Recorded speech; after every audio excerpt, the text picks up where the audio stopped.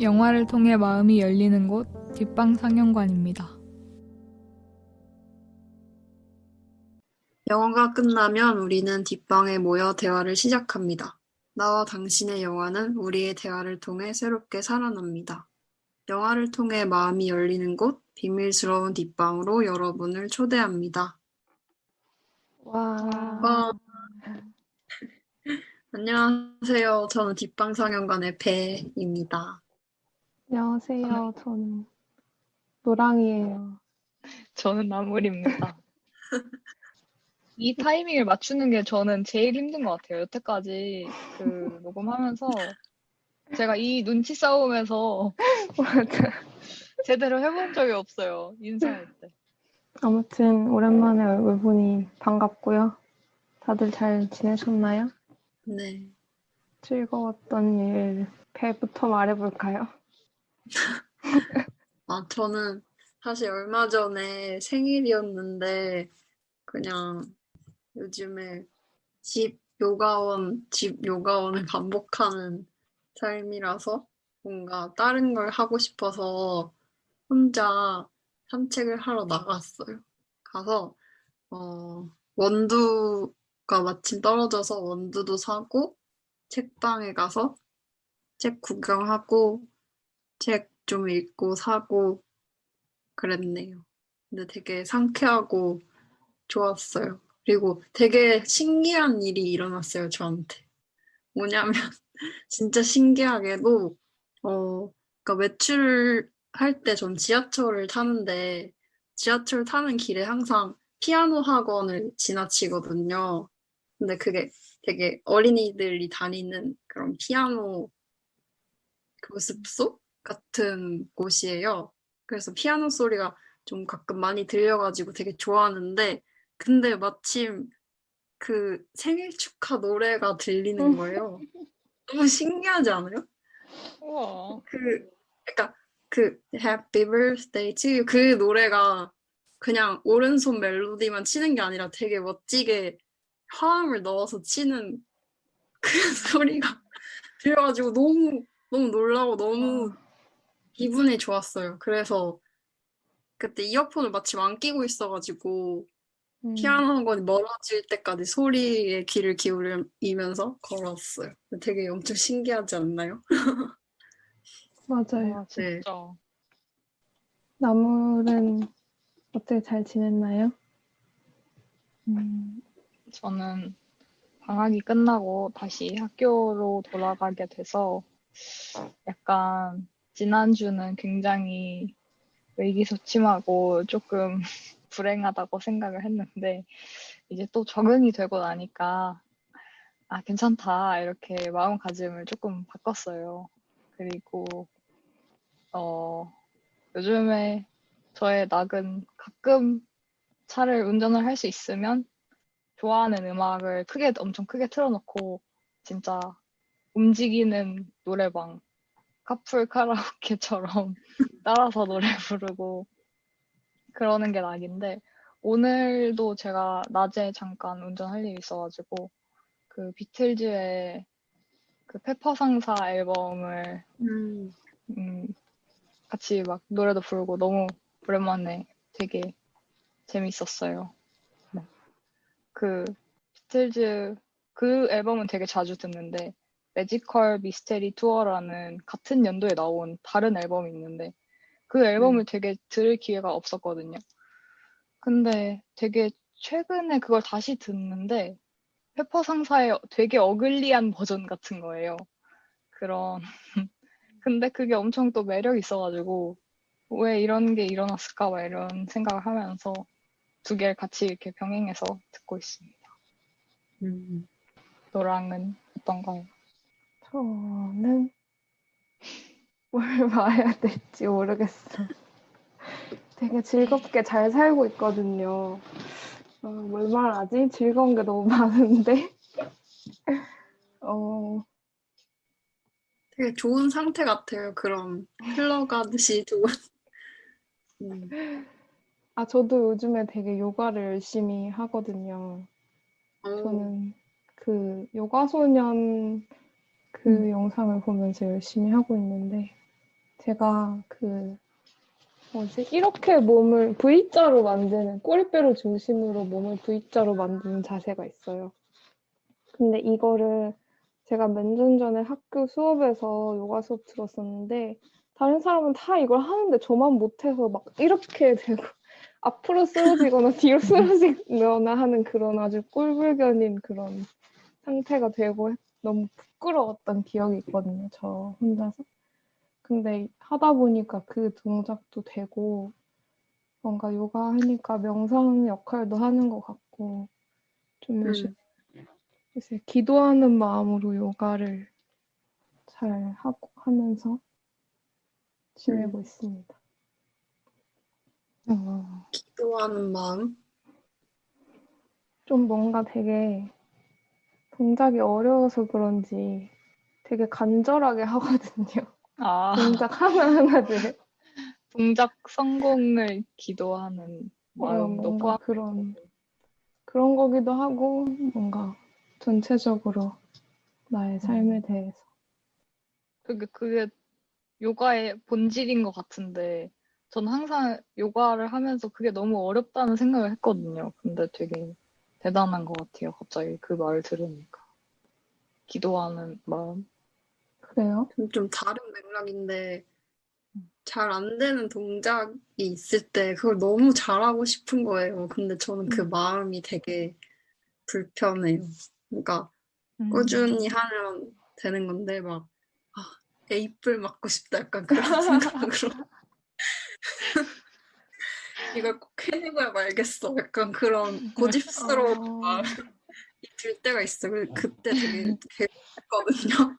그래서 저한텐 그 기도하는 마음이란 말을 들었을 때는 약간 제 식으로 해석을 해서 아 뭘까 이런 궁금함이 있었어요. 그런 마음은 없는 것 같아요. 몇 달째 하고 있는데 이게 오늘 안 되면 내일 반드시 되더라고요. 그러니까 내일이든 모레든 그게 반드시 되는 거예요. 너무 신기하게.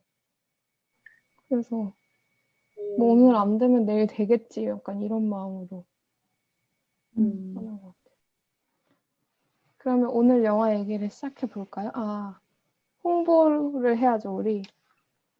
홍보를 잠깐 해볼게요. 뒷방상영관은 인스타그램을 운영하고 있는데요. 인스타그램에서 뒷방상영관을 검색하시거나 영어로 Back to the Cinema 이렇게 검색하시면 찾으실 수 있고요. 매달 상영작 소개와 영화마다 같이 보면 좋을 것들 올리고 있으니까 한번 구경 와주시고요. 저희와 함께 나누고 싶으신 이야기, 뭐 영화에 대한 감상 혹은 뭐 저희의 의견에 대한, 저희 대화에 대한 감상일 수도 있고, 또 같이 보고 싶다, 같이 얘기해보고 싶다 하는 영화가 있으시면 추천해 주셔도 좋고, 그런 것들 팟빵 앱과 인스타그램 댓글로 남겨주실 수도 있고, 또 인스타그램 바이오에 보시면 저희 에스크드가 있어요. 그래서 익명으로 남겨주실 수도 있고요. 에스크드 통해서. 또 저희 메일도 있어요. back _to _the 시네마 요게 아이디고 네이버 메일이거든요. 그래서 이쪽으로 좀 더 길게 보내주시면 좋으실 것 같아요. 네, 그러면 영화 이야기 시작해 볼 텐데요. 뒷방상영관 127번째 영화는 매혹당한 사람들인데요. 1917년에 돈시계 감독 이 연출하고 뭐 클린트 이스트우드 나오는 영화 매혹당한 사람들도 있고 또 2017년에 소피아 코폴라 감독이 연출을 하고 니콜 키드먼, 커스틴 던스트, 엘 패닝이 나오는 이제 2017년 버전이 있습니다. 두 영화에 대해서 같이 얘기해 보도록 할게요. 혹시 뭐 트리비아나 감독에 대해서는 오늘 할 말이 있을까요? 이 두 영화가 다 그 1966년 원작 소설이 있거든요. 토마스 컬리넌이라는 사람이 쓴 소설인데, The Painted Devil이라는 소설이래요. 이 원작 소설을 바탕으로 이제 71년 돈시계 영화가 먼저 나왔고 코폴라가 그 돈시계 영화를 소개를 받아서 그 영화를 보고 또 되게 스토리가 재밌다 이렇게 생각을 해서 자신만의 버전으로 또 영화를 만들었다고 하네요. 그리고 코폴라가 만든 버전은 2017년 칸 영화제에서 베스트 디렉터 최고 감독상을 받은 작품인데 이게 되게 이 칸 영화제 역사상 여성 감독이 이렇게 수상한 게 50년 만에 처음이었다고 하더라고요. 그래서 그런 의미도 또 있을 것 같네요. 그렇군요. 네.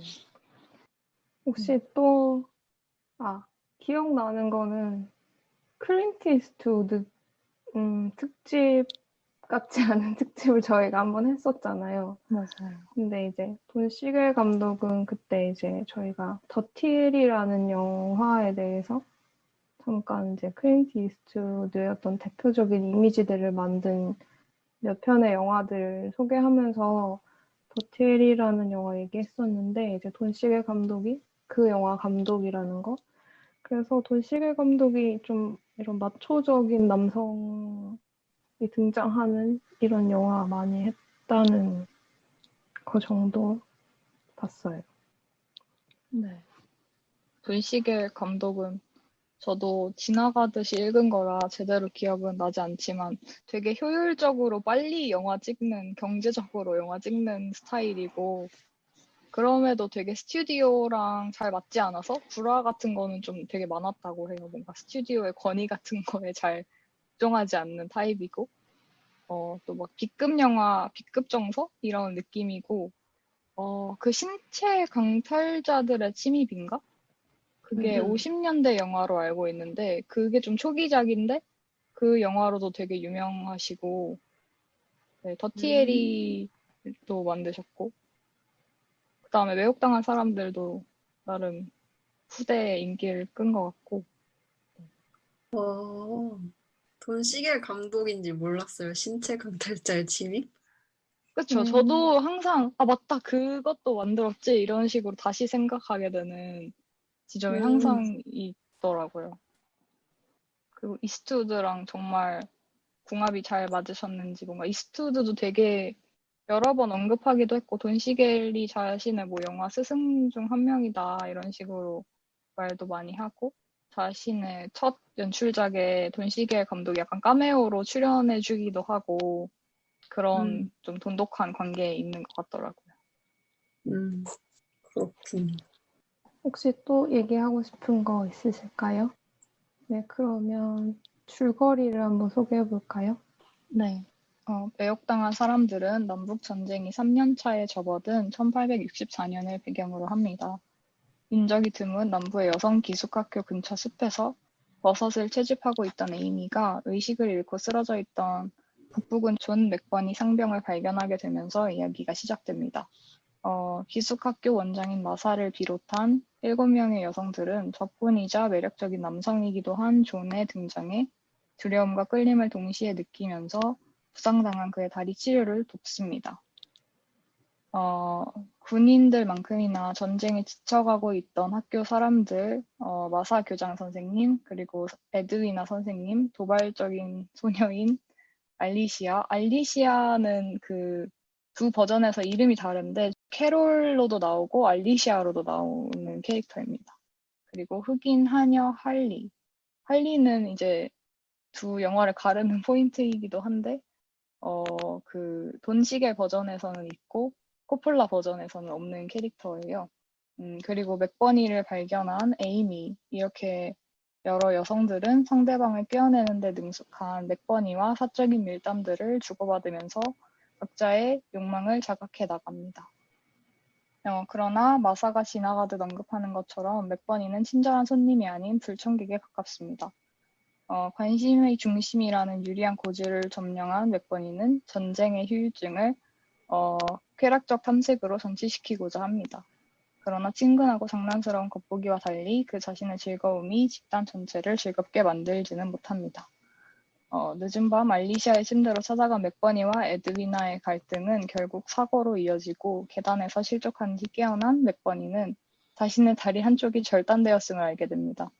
절망한 그는 자신의 폭력적인 성향을 드러내며 기숙학교 사람들 모두를 위협하고 억압합니다. 욕설과 폭언을 쏟아내며 행패를 부리는 맥버니에게 공포를 느낀 여성들은 그를 최후의 만찬으로 초대합니다. 네, 이게 줄거리인데 그 두 버전에 따라서 조금씩 차이가 있어요. 그래서 그 점을 조금 말씀을 드리고 싶고요. 제가 줄거리를 정리하다 보니까 돈 시계일 걸 보고 먼저 정리를 했어서 맥버니가 좀 많은 분량을 차지하게 줄거리를 정리하게 된 것 같은데 코폴라 버전에서는 맥버니의 비중이 그렇게까지 큰 건 아니고 네, 그런 점을 저희가 좀 더 두 영화의 차이 같은 거를 뒤에서 더 얘기를 해보면 좋을 것 같아요. 네. 어떤 거부터 얘기해보면 좋을까요? 뭔가 포스터부터 되게 차이가 많이 나는 두 영화잖아요. 되게 줄거리 자체는 뭐 원작 소설이 같기 때문에 되게 공유되는 부분이 많기도 한데 포스터를 보면 어디에 주안점을 두고 만든 영화인지가 되게 많이 갈리는 것 같아요. 그래서 71년 작품을 보면 이스트우드가 진짜 대문짝만하게 그 포스터의 중심을 차지하고 있고 이제 다른 여성 캐릭터들이 되게 조그맣게 밑에 있는 포스터가 있는데 2017년에 만들어진 작품은 이제 여성들이 훨씬 강조가 되고 거의 그 맥버니는 안 나오지 않나요, 포스터에? 네, 없어요. 그게 진짜 큰 차이인 것 같아요. 저도 사실은 그러니까 줄거리만 보면 사실 크게 차이는 없는데 제가 받은 느낌은 좀 다르고 가장 크게는 이제 소피아 코폴라 버전에서는 제가 다 너무 좋아하는 그러니까 특히 커스틴 더스트랑 엘 패닝 둘을 너무 좋아하거든요. 니콜 키드만도 당연히 좋아하고 그래서 뭔가 그게 너무 좋다 이런 물론 다른 소녀들도 너무 귀엽고 예쁘게 나오니까 그것도 너무 좋고 그랬는데 이제 본시계 버전은 아무래도 클린트 이스트우드네 이렇게 딱 한번 생각을 하고 보게 되고 그리고 좀 다른 여성들은 완전히 아름답고 매혹적으로 나오지는 않았던 것 같아요. 계속 성적으로 이 남성을 갈망하는 그게 너무 노골적이잖아요. 다른 부분들도 다 되게 노골적으로 표현되는 그런 표현에서의 차이도 많은데 두 영화가 그래서 그렇게 노골적으로 보는 사람이 막 매력적이진 않잖아요.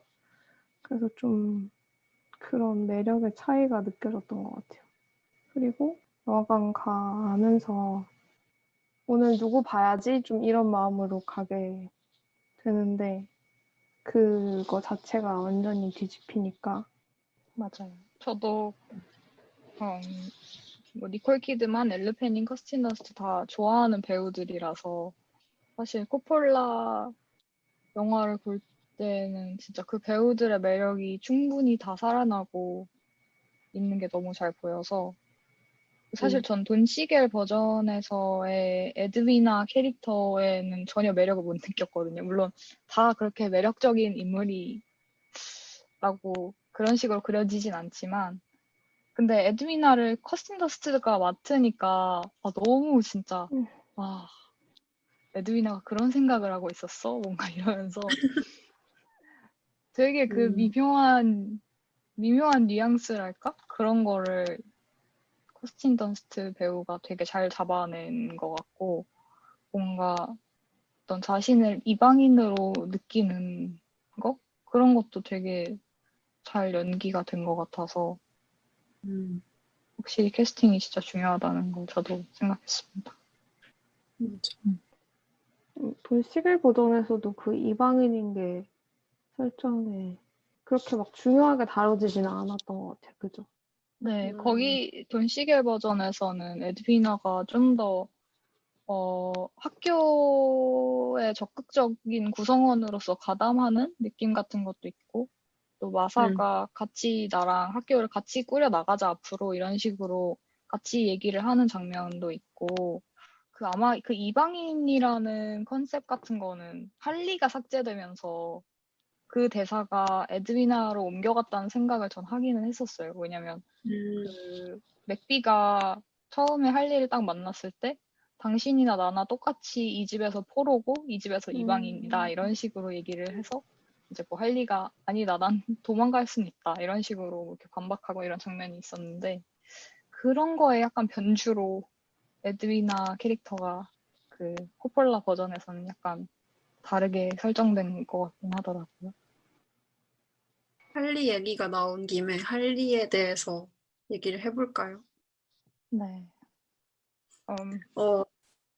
일단 소피아 코폴라 영화에서 할리라는 흑인 노예 여성 캐릭터를 뺀 거에 대해서 많은 비평적인 크리틱의 그런 갈래가 갈린다고 들었어요. 저는 읽어보지 않았는데 어떤 식이었는지 말해주실 수 있나요? 이 두 버전이 어쩔 수 없이 비교를 당하게 되는 측면이 있는데, 이제 그럴 때 가장 먼저 주목이 되는 거는 할리가 왜 사라졌는가인 것 같아요. 사실 2017년 버전에 할리가 왜 사라졌는가? 근데 저도 이 작품의 비평을 많이 읽어보진 않았지만, 뭔가, 한국의 평단은 조금 더 할리가 사라진 것이 아쉽긴 해도 기숙학교 여성들의 욕망을 더 충실히 반영하기 위한 점에서는 좋은 선택이었다. 뭐 어줍잖게 뭐 흑인 노예제 같은 거를 건드리느니 뭐 약간 그런 더 집중을 할 거를 확실히 하는 선택과 집중을 하는 그런 식으로 받아들이는 것 같더라고요. 그 감독 인터뷰도 딱 그런 맥락에서 할리가 삭제된 부분에 대해서 감독도 언급을 하면서 뭔가 흑인 노예 부분이나 어떤 계급에 대한 문제 같은 걸 무시하거나 삭제하려고 한 건 아니었고 오히려 가볍게 다룰까봐 자기가 걱정이 돼서 이 부분을 삭제한 거라는 식으로 인터뷰를 한 게 있더라고요. 그래서 그 부분에 공감을 하는 평단이 한국 쪽에 더 많은 것 같고 외국 리뷰들을 읽어보면 조금 더 할리가 왜 사라졌는가에 대해서 좀 비판적인 입장인 것 같긴 하더라고요. 그런 게 또 약간 재미있는 차이일 수 있는 것 같아요. 근데 전 동시에 코폴라를 좀 미워한다? 그러니까 뭔가 평단이라기보다는 그냥 무비 매니아들? 그러니까 IMDb 이런 거를 보다 보면은 거기에서도 또 유저들의 리뷰가 있잖아요. 그냥 일반 유저들. 근데 그냥 되게 좀 코폴라를 그냥 원래 미워하는데 이 작품도 미워. 약간 이런 식의 약간 감상인 것 같기도 해서 물론 그 부분은 또 다른 맥락이기 때문에 다른 방식으로 얘기를 해야겠지만 맞아. 할리에 뭐 대한 부분은 그렇게 갈리는 것 같아요. 근데 맞아요. 그게 소피아 코폴라를 미워하는 것이 그러니까 뭐 제가 알기로는 근데 그게 사실 이유를 붙여서 사실 먼저 미워하고 이유 붙이는 그런 경우도 많잖아요. 근데 거기서 보통 붙이는 이유가 소피아 코폴라가 그 뭔가 약간 부르주아 상류계급 여성들의 세계만을 다룬다. 그것만 잘하고 나머지는 다 다루지 않는다라고 많이 비판을 하고 뭐 그리고 그런 계급에서 자랐으니까 그 사람이 실제로 아버지가 너무 유명한 감독이기도 하고 그런 것을 붙여서 그런다는 것을 들어보긴 했는데 그렇다고 해서 그러니까 소피아 코폴라가 굳이 자기가 뭐 익숙하지 않은 다른 거를 굳이 할 필요는 사실 없는 거잖아요. 자기가 좋아하고 관심 있고 하는 걸 잘하면 되는 거고 그래서 그거에 대한 그 미움이 부당하다 이런 얘기도 들어봤고 근데 이 영화의 경우에는 뭔가 확실히 그러네요. 그 비평이 제일 관통되는 지점이 이 영화인 것 같기도 하네요. 진짜. 진짜 그런 것 같아. 왜냐면 이 영화는 애초에 흑인 여성이 존재했던 플롯이니까 근데 그거를 빼버린 거잖아요. 음, 근데 저희가 생각하기에 소피아 코폴라는 인종 문제를 에 대해서 조심스럽게 생각했기 때문에 뺐다고 얘기를 했지만 사실 할리도 흑인인 동시에 여성인데 여성 서사를 그리면서 흑인 여성만 뺐다는 거에 대해서 어떤 익스큐즈를 말할 수 있는지 약간 그런 비판점은 확실히 있는 것 같아요. 왜냐면 돈 시겔 영화에선 할리 캐릭터를 넣음으로써, 아니, 원래 할리가 원작에 있었으니까, 할리가 등장하는 그런 장면들에서 보여줬던, 뭐, 계급성, 인종성도 있지만, 할리가 어떤 여성인지에 대한 이야기도 볼 수 있었는데, 근데 그런 지점들이 코폴라 영화에서는 다 사라졌으니까, 그게 많이 아쉬운 거. 어, 예를 들면은 엄청 짧게 어 그러니까 이 여학교의 원장인 마사가 오빠랑 원래 같이 학교를 운영을 하고 있었는데 되게 엄청 짧게 어 할리가 마사의 오빠한테 강간을 당하는 장면이 있었죠. 되게 짧게. 그러니까 그런 것도 있었고 할리가 드러내는 남성에 대한 욕망도 있었고 또 여성과 여성 사이에 나타나는 뭐랄까 인종의 차이에서 오는 계급의 위시 같은 장면도 있었었거든요. 저는 사실 할리 캐릭터를 엄청 좀 좋아했어가지고 뭔가 이렇게 면도해주는 장면 같은 것도 그렇고 되게 할리한테 생각보다 대사도 되게 많고 할리의 관점에서 보는 장면들도 많고 뭔가 할리의 입장을 좀 말해주는 듯한 그러니까 아직 뭐 영화상에서 충분하다고 말할 순 없어도 할리의 입장까지도 생각하게 하는 듯한 장면들이 좀 있어서 저는 그 여성들의 공동체 이렇게 둥근 테이블 안에서 같이 밥을 먹잖아요. 그럴 때 할리의 자리가 없다는 거는 그런 것도 걸리지만 그래도 할리가 그렇게 서빙을 하면서 그 공동체에 어느 정도 참여를 한단 말이에요, 계속. 그런 것들이 저는 되게 좋다고 느꼈는데, 할리가 아예 삭제됐다는 게 저도 그 공동체라는 측면에서 여성 공동체에서 할리를 삭제해버렸다는 느낌으로 저는 받아들이게 됐어요, 저도. 뭔가 인종 문제도 인종 문제였지만, 그런 게 그리고 좀, 소피아 코폴라 영화에서 되게 좋았던 장면이 부상당한 존 맥버니를 그 여학교 안으로 데려올 때 그 여학교의 모든 구성원들이 한 명씩 이렇게 손을 보태가지고 그 무거운 몸을 옮기잖아요. 그리고 존 맥버니가 죽었을 때도 한 명도 빠짐없이 그 몸을 바깥으로 내보내는데 그래서 그 장면에서 이 여성 공동체에 뭔가 허락에 의해서 들어오고 나가는 걸 보여준다고 생각을 했어요. 근데 뭐랄까 돈 시계 영화에서도 똑같이 그렇게 나오는데 거기에는 그 옮기는 무리에는 할리가 포함이 돼 있었잖아요. 그래서 할리도 분명 계급적인 인종적인 차이가 있지만 그래서 같은 테이블에 앉아서 식사는 할 수 없지만 이 여성 공동체 일원이라는 게 확실하게 보여줬던 모습 같은데 근데 코폴라 영화에서는 할리란 존재가 아예 없었으니까 그 지점이 나물 씨가 얘기한 것처럼 여성 공동체에서 아예 없어져 버린 모양이 된 것 같다. 라는 생각이 드네요. 두 장면을 비교해 보니까. 제가 읽었던, 그러니까 외국 크리틱인 것 같은데, 외국 비평가인 것 같은데, 그분이 되게 엄청 좀 꼬집어서 딱 말하는 거는 도대체 이 남부 귀족 여성들이 그렇게 우아한 생활을 영위하는데 노예 없이 그게 어떻게 가능하게 묘사가 되는 거냐, 이런 식으로 딱 표현을 했더라고요.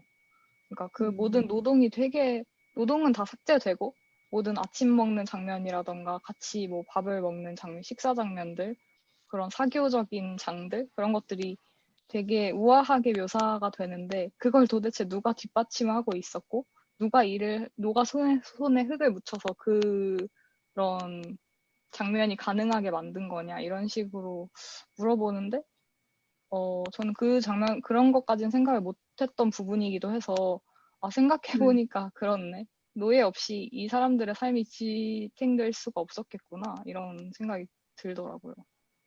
특히 남부니까. 맞아. 제가 코폴라 영화 보면서 지금 생각해보니까 약간 놀랐던 게 에드이나 선생님이 요리를 하는 거예요, 아침에. 그 장면에서, 에드이나 선생님이 여기서 요리까지 하는구나. 그런 생각을 했었는데 사실 그런 노동은 노예들이 하던 거였고, 그 사람들은 그냥 식사를 하는 사람들이었는데, 뭔가 노예를 아예 빼버림으로써, 바뀌는 장면들이 있구나. 제가 최근에 좀 관련된 수업을 듣고 있어서 그냥 들었던 거 말씀드리면, 그 서구 페미니즘 역사가 백인 여성들 위주였다는 비판이 제기될 때 흑인 여성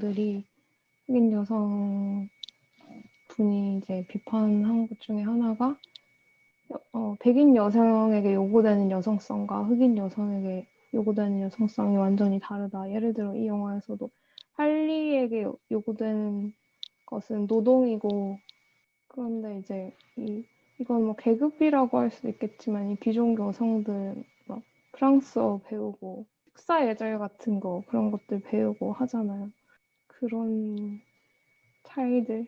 보통 여성들은 되게 부엌과 가까운 존재, 집안일을 많이 하고 이런 존재라고, 뭔가 그런 영화들도 많은데, 또 귀족 여성들에게 요구되는 여성성, 당대의 여성성, 그게 뭐 미국 남부의 상황이었을지도 모르겠다는 생각도 들고, 북부의 사회적인 상황은 왠지 또 달랐을 것 같기도 하고, 그래서 남부를 생각할 때는 확실히 좀 전체적으로 봤을 때 그러니까 전체적인 영화의 톤이 달라졌을 수 있다고 말할 수도 있는데, 왜냐하면 시계 감독 영화는 그 남북전쟁이라는 역사적인 배경을 처음부터 되게 깔고 이 여학교 바깥의 배경을 좀 많이 보여주고, 대신에 이제 소피아 코폴라 감독의 영화는 되게 신비롭게 뭔가 비밀의 화원처럼 이 세계만을 되게 바깥 세계는 보여주지 않게, 그래서 약간 시대적인 배경을 지워버린 경향이 있긴 한데, 생각을 안 할 때는 몰랐는데 하면 할수록 흑인 여성 노예가 없으면 좀 이상하다는 생각이 들고, 그리고 그게 여성을 다룬다고 할 때 아까 다들 말씀하신 것처럼 진짜 중요한 부분이라는 생각이 드네요. 저는 뭔가 두 영화의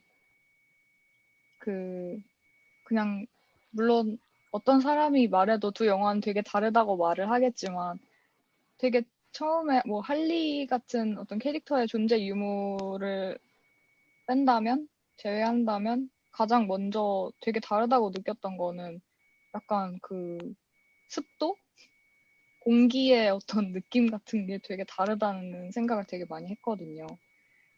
그래서 돈 시겔 영화에서는 되게 막 어떤 가물어가는 남부의 가뭄이 내린 것 같은 분위기랄까? 되게 건조한 느낌이 많이 들었거든요. 실제로도 막 되게 우유를 짜는 장면에서, 할리가 우유를 짜는 장면에서도, 아, 너 왜 이렇게 말라가니? 우유를 이거밖에 못 내놓니? 뭐 이런 식으로 말을 하는 장면도 있고, 막 이렇게 작물들이 다 이렇게 말라 죽어가지고, 옛날에는 푸릇푸릇했던 잔디가 막 다 말랐다, 이런 것도 있고, 뭐, 북부군이 와서 밭에 불을 질러서 남부 사람들의 이제 생활 터전 같은 거를 약간 태워버리는 진짜 그런 장면들도 잠깐 나오고, 그래서 되게 건조하다는 느낌이 들었는데, 그게 코폴라 영화의 어떤 그늘지고 응달에 습기 있는 느낌과는 되게 대비가 되더라고요. 그런 게 되게 재밌었는데, 그 코폴라 영화에서도 그냥 뭔가 좀 적극적으로 돈 시겔 영화랑 약간 난 이 점이 달라라고 말을 하려는 듯이 뭔가 농작물을 지을 물도 충분하다 이런 식으로 말이 나오기도 하고, 뭔가 네, 되게 물 같은 게 많이 강조가 됐던 것 같고, 막 이렇게 자연에서 보면 물가 같은 거, 그늘과 물가 막 이런 게 되게 많이 나오고, 그래서 일부러 좀 그런 데서 포인트를 잡은 건가 싶기도 한데, 그게 뭔가 할리의 삭제랑도 관련이 있나? 이런 식으로 좀 저는 지금 생각을 하게 됐어요. 왜냐면 되게 그 가물어 간다는 거를 할리가 되게 많이 지적을 하면서, 뭐 우리가 먹을 식량 같은 거에 대해서도 걱정하는 장면이 나오고, 할리가 약간 집안의 가정일이나 음식의 뭐 재고 같은 거를 다 관리하는 입장이기도 하기 때문에, 근데 그게 사라졌기 때문에 되게 이렇게 자족적이고 풍족하고, 우리가 고립되었지만 풍족해, 이런 걸 좀 강조하는 쪽으로 뒤 영화가 바뀐 것 같다는 생각이 갑자기 드네요. 오히려 코폴라 영화는 뭔가 많이 자라서 그걸 쳐내는 게 문제지. 그리고 되게 예쁘게 잘 자란 정원들이 있고. 그리고 일부러 풀을 심기도 했대요, 실제로. 이 분위기를 좀 만들기 위해서 이렇게 뭔가 베일이 드리운 것 같은 느낌이 계속 있잖아요. 그 건물을 찍을 때 보면 나뭇가지들이나 나뭇잎들이 이렇게 화면 앞을 슬쩍 가리면서 약간 베일 같은 느낌이 들기도 하고, 그런데 그런 걸 좀 식물들 많이 심었다고 하더라고요, 실제로. 그 할리의 존재와 연결지어서 생각하는 게 되게 신기한 것 같아요. 생각해보지 못한 지점이어서. 저는 그냥, 나물처럼 두 영화의 뭔가 큰 차이로, 물론 할리 캐릭터도 있지만, 그런 어두움과 밝음의 차이가 있다고 생각을 해가지고. 근데 저는 그거를 뭔가 비밀이 있을 때 워터리한 이미지를 비밀이 많을 때 자주 쓰잖아요. 시에서도 그렇고, 뭐 영화에서도 그렇고, 뭔가 물 안에 뭔가 비밀스러운 게 있다. 그런 표현을 할 때 잘 쓰는데, 어, 코폴라 영화에서는 뭔가 뉘앙스가 되게 많잖아요. 직접적으로 말하지 않는 욕망 같은 거, 그리고 텐션 같은 것들? 그런 게 많은데, 돈시계 영화에서는 여성 인물들이 남성 캐릭터인 존 맥버니에 대해 느끼는 욕망을 나레이션으로 되게 직접적으로 말을 다 하고, 뭔가 조명도 되게 밝고 얼굴도 되게 잘 보이고, 뭐 그래서 되게 숨기는 게 없다고 저는 느꼈거든요. 물론 너무 많은 솔직한 말을 해서 오히려 그게 숨기는 게 될 수도 있지만, 저는 되게 솔직하다고 생각을 했어요. 근데 반면에 코폴라 영화는 어, 아까 말씀하신 것처럼 되게 외부와 단절돼 있는 것과 더불어서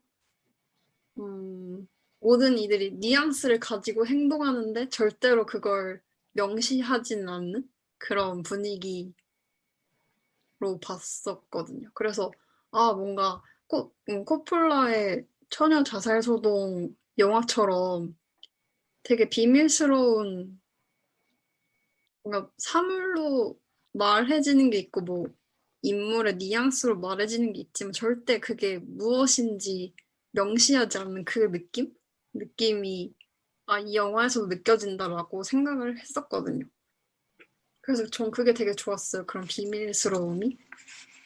또 뭔가 생각나는 장면이 그 여학교의 안쪽과 바깥쪽을 좀 나누는 장면들이 있었던 것 같아요. 코폴라 영화에서는 학생들이 어두운 안쪽에 숨어서 밖을 바라보는 장면들이 되게 많았던 것 같아요. 주기적으로 학교에 망 보는 곳 있잖아요. 거기서 노을이 질 때 밖을 바라보는 장면이 되게 많이 나왔고 저는 개인적으로 그 장면을 너무 좋아해가지고 되게 뭔가 상쾌하더라고요. 밖으로 나온 느낌이 어두운 곳에서 밖으로 나온 느낌이 들어서 약간 딴 이야기로 샜는데 아무튼 밖에서는 안을 절대 볼 수 없는 그런 비밀스러움이 느껴졌었어요. 저도 그 장면 되게 좋아하거든요. 네. 그 어두운 안쪽에서 밖을 바라보는 장면은 이제 외부인이 왔을 때 창가에 이제 모여서 바라보는 장면이 있고, 근데 아까 배가 말한 그 장면은 이제 저녁 되면은 망 보는 장면, 그거 말한 거 맞죠? 네, 저는 맞아요. 그 장면 되게 궁금했던 게, 음, 그 소피아 코폴라 영화에서는 이 기숙학교 바깥의 배경이 대체로 지워져 있는데, 물론 소리는 되게 좀 사실적으로 들리는 편이지만, 근데 쟤는 지금 뭘 보는 걸까? 그러니까 음, 망을 본다는 게 약간 명목적으로 보는 것 같기도 하고, 근데 아까 배가 말한 대로 그 장면이 너무 평화로운 거예요. 그 장면이 너무 좋았거든요. 근데 생각해보면 되게 이상한데, 왜냐하면 밖의 망을 본다는 거는 이 사람들이 분명히 바깥 세계에 대한 두려움 같은 것도 분명히 있을 테고, 상황을 생각해보면. 근데 바깥이 계속 망 보는 장면은 되게 주기적으로 등장을 하거든요. 저는 뭔가 나날이 지나가는 리듬을 알려주는 건 되게 좋았는데, 쟤는 지금 그 망원경 같은 걸 들고 뭘 보는 걸까? 바깥 세계는, 저 사람이 보고 있는 바깥 세계는 대체 뭘까라는. 그리고 근데 별로 두려운 표정도 아니고 되게 그냥 뭔가 흥얼거리면서 봐요. 뭔가 콧노래를 부르면서.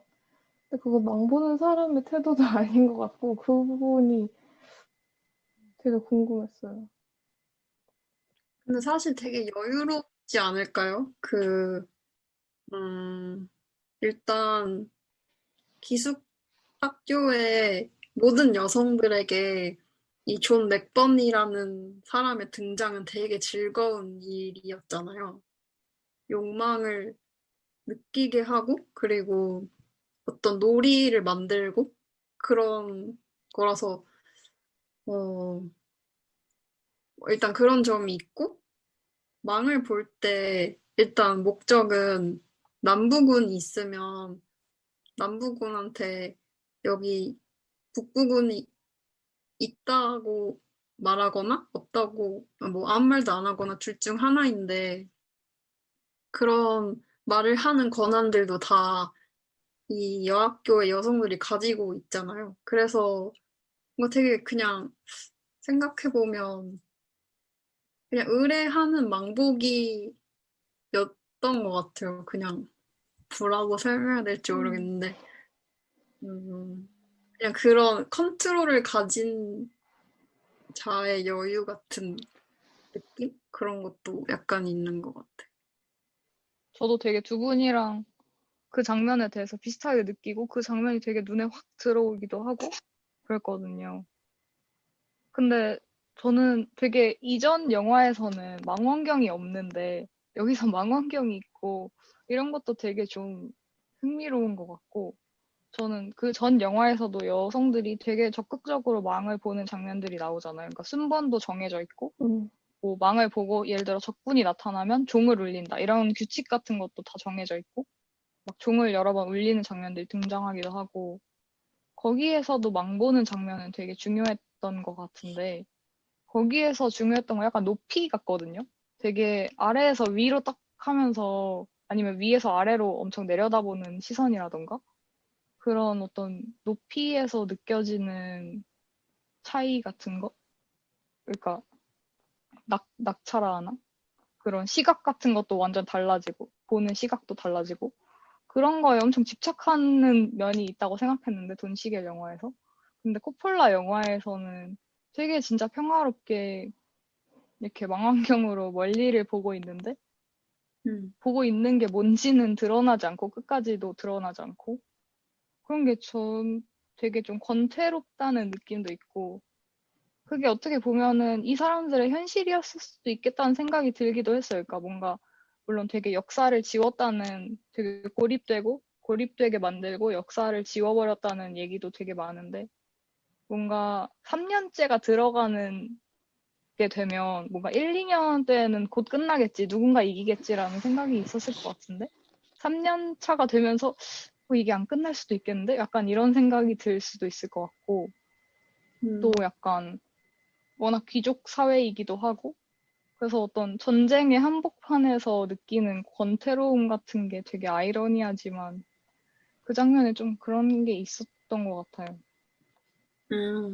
그리고 그런 걸 되게 잘 그리는 감독 같다는 생각했어요. 뭔가 권태로움이나 좀 나른하고 그런 그게 뭔가 배시가 말한 어떤 뉘앙스나 비밀스러운 느낌일 수도 있고 근데 인간의 삶에 뭐 급박한 것만 있는 건 아니니까 권태로움 안에도 되게 다양한 레이어가 있잖아요. 그런 걸 또 표현하고 봐주는 사람도 있어야 된다는 생각도 들고 다른 한편으로는 이렇게 권태로워도 되나? 너네 진짜 배부르네? 약간 이런 생각도 들고 되게 양가적인 것 같아요.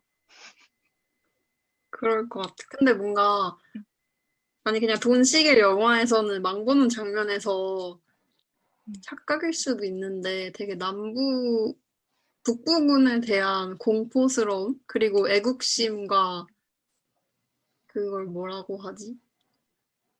국가를 배신하는 거에 대한 경계? 그런 마음을 드러내는 곳이었던 것 같아서 망 보는 곳이. 그래서 그 공간은 되게 남부와 북부 간의 경계를 그 소녀들이 느끼는 큰 마음 안에 자리 잡게 한 것 같은데 근데 코폴라 영화에서는 망 보는 장면이 제가 느끼기에는 그런 되게 큰 역사적인 경계심이라기보다는 외부 세계에 대한 욕망에 더 가깝지 않았나? 라는 생각도 들어요.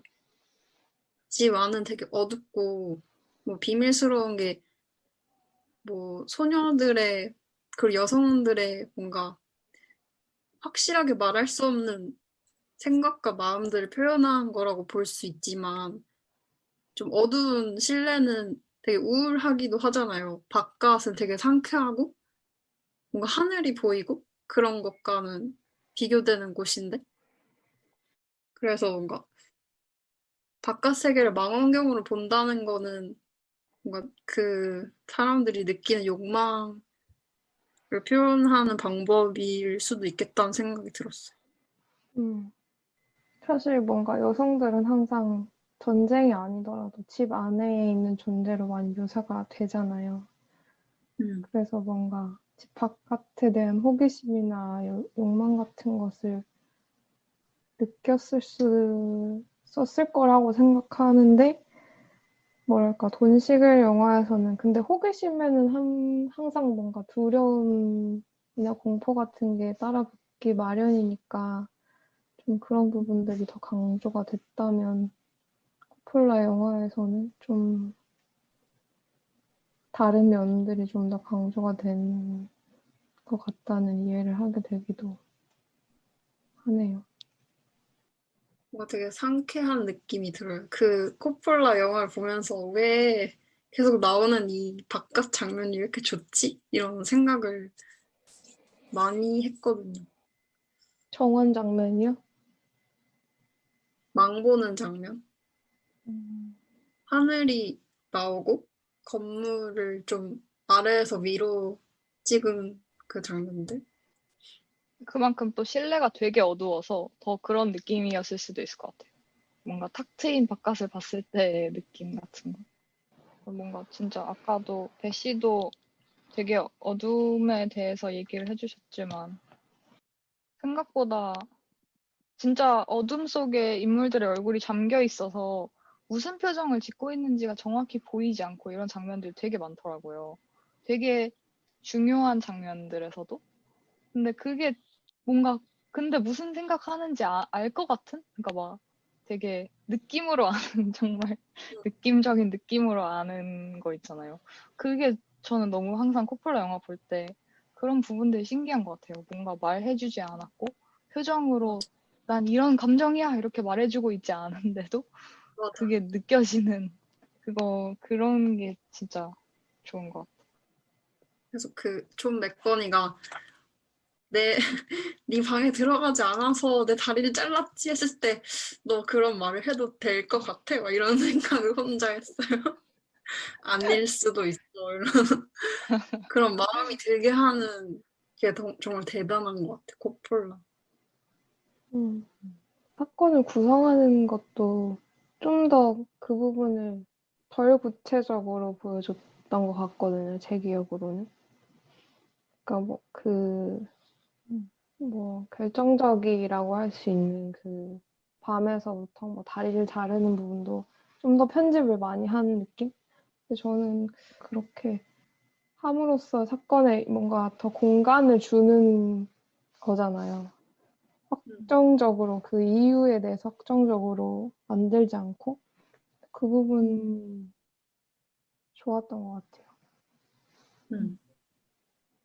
진짜 그렇게 생각하면 맥비의 죄는 폭로, 폭로와 어떤 확실성을 원하는 죄일 수도 있고 그럴 수도 있겠어. 그런 게 너무 진짜 사람들이 이거 막 리뷰 같은 거 보고 이러면 아, 뭐 사람들이 도대체 무슨 생각하는지 모르겠다 이런 평도 되게 있더라고요, 의외로. 음, 그러니까 막 심리를 잘 모르겠는데 왜 이러는 거냐, 사람들이. 약간 이런 식으로 평가를 남겨놓은 것도 있어가지고 전 좀 처음에는 그랬나? 막 이런 생각을 했는데 그런 어떤 미묘한 부분이 좀 되게 답답함으로 다가오는 사람들도 있었겠구나, 뭐 이런 생각이 들긴 하네. 음, 근데 그게 폭로의 기능을 하는 걸까라는 생각이, 의문이 좀 갑자기 드네요. 왜냐하면, 그러니까 그 맥비의 말이, 왜냐하면 저는 돈 시겔 영화가 있고, 코폴라가 또 다른 영화를 만듦으로써 그거를 이제 약간 뒤트는 면이 있잖아요. 근데 돈 시겔 영화에서는 남성의 판타지를 보여주는 영화의 동시에 남성의 판타지에서 그들을 뭔가 구렁텅이로 모는 부분이 있다는 것을 오히려 드러내는 부분이 있다라는 점을 생각해 볼 수가 있는데, 근데 다른 한편으로 지금 코폴라 영화를 얘기하면서 뭔가 약간 비판적으로 많이 얘기를 하다 보니까 더 그 백일 여성들의 세계를 그리면서 여성들의 욕망을 좀 더 적극적으로 많이 보여주는 영화가 된 한편, 오히려 그래서 그 백인 여성들이 권태를 느낀다던가, 그리고 뭐 어떤 역사적인 상황에 대해서 좀 거리를 멀게 느낀다던가, 그리고 뭔가 그 뭐 남자를 가지고 뭔가 놀이를 했다는 얘기도 아까 했었는데, 뭔가 그런 면들이 오히려 또 드러날 수도 있겠다라는 생각이 들면서, 근데 이제, 근데 그 대사는 확실히 뭔가 좀 잘 모르겠네요. 그 대사를 할 필요가 있었는지는 잘 모르겠는데, 음. 저는 그 뒷영화에서는 뭔가 폭로라고 할 수 있나라고 그 노랑 씨도 말씀해 주셨지만 전 워낙 그 맥비의 비중도 뭔가 이렇게 존재감이 크다기보다 진짜 어떤 놀이가 시작되는 어떤 물꼬를 트는 것 같은 인물이라거나 약간 양념 향신료 같은 느낌도 있고 약간 저는 맥빈이한테 그런 느낌을 많이 받아가지고 그래서 그 마지막에 막 그렇게 폭로 같은 거를 한 것도 그냥 되게 찌질하구나 이렇게만 생각이 듣거든요. 그냥 그러니까 너가 그렇게까지 중요한 사람 아니야. 그래서 좀 약간 사람들도 되게 당황하고 보는 여성 그 기숙사 인물들도 관객이 된 것처럼 맥비의 어떤 갑자기 1인 극을 보는 관객이 된 것처럼 다른 반대편에 서서 너가 그렇게 생각했어? 그렇게까지 너가 중요한 인물 아닌데 약간 이런 식으로 반응을 한다고 전 생각했거든요. 네, 그래가지고 막 너가 그렇게 뭐 우리가 널 거세할 만큼 너가 중요한 인물이 아니야 막 이런 식으로 생각을 했다는 느낌이 들어가지고 뭔가 사실 메일 판타지라는 게 좀 그런 면이 있잖아요. 그러니까 자기가 되게 막 나의 그 거세 공포를 느낄 만큼 되게 막 자신의 팔로스를 소중하게 생각하고 막 이러는데 진짜 되게 안 중요하잖아요. 그래서 약간 저한테는 좀 그런 맥락에서 받아들여졌던 것 같아요. 생각해보니까 남성 판타지를 폭로할 만큼 뭔가 여성들을 폭로할 것이 없다는 생각도 드네요. 그러니까 사회적으로 뭔가 여전히 가부장제가 사회 속에서 뭔가 그 남성 중심의 영화를 그리는 것과 여성 중심의 영화를 들었을 때 그쵸. 여성이 그런 지위를 차지하고 있지 않았어서 폭로될 것도 없는 것 같은. 그렇게 하니까 더 되게 막 이거 비밀이야 이래서 비밀인 게 아니라 그냥 되게 진짜 음지에서 이렇게 가만히 보고 있는 비밀이라고 별로 이름 붙여질 수 없는 그런 여성들의 생각 같은 것도 또 그런 거에 대해서 좀 생각해보게 되는 것 같아요. 맞아.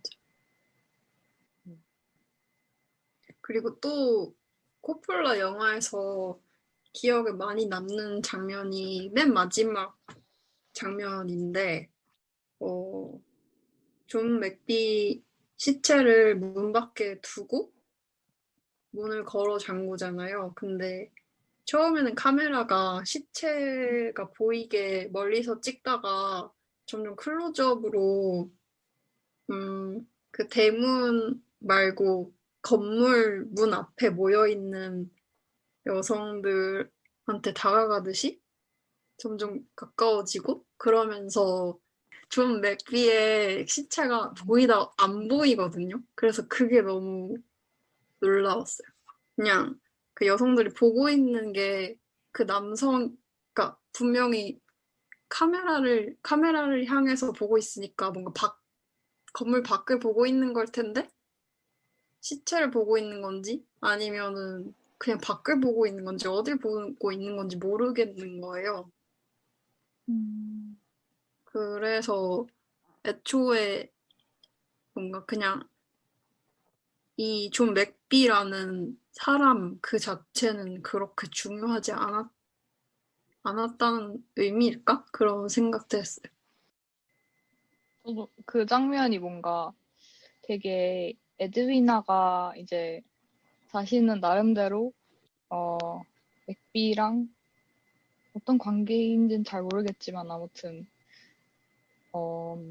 에드위나는 좀 다른 욕망을 느끼는 것 같기도 한데 다른 인물들에 비해서 맥비랑 같이 도망가고 싶어하고 뭐 도망의 수단으로서 맥비를 사용하는 거든 아니면 진짜 남편으로 삼고 싶어하는 거든 간에 에드위나는 약간 절망을 하잖아요. 그 버섯 사건을 자신은 알지 못한 채로 그 경험을 하게 됐으니까.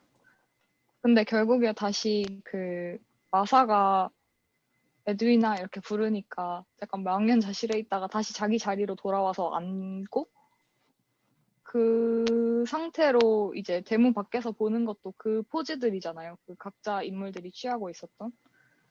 그게 뭔가 저는 좀 그런 명화 같은 포즈를 각자 짓고 되게 막 이렇게 인물들이 겹치거나 이래서 카메라에서 가려서 안 보이는 인물 하나도 없이 진짜 초상화에 그려져 군상화처럼 하나하나 다 이렇게 자리가 아름답게 있는 그런 게 되게 좋으면서도 아 이렇게까지 다 뭔가 꼭두각시 퍼펫처럼 이렇게 놔야 되나 이런 생각을 하기도 했는데 그 장면에서 약간 그렇게 일부러 했던 것들의 의도랄까? 뭔가 그런 게 좀 의미가 있다고 느껴지게 되더라고요.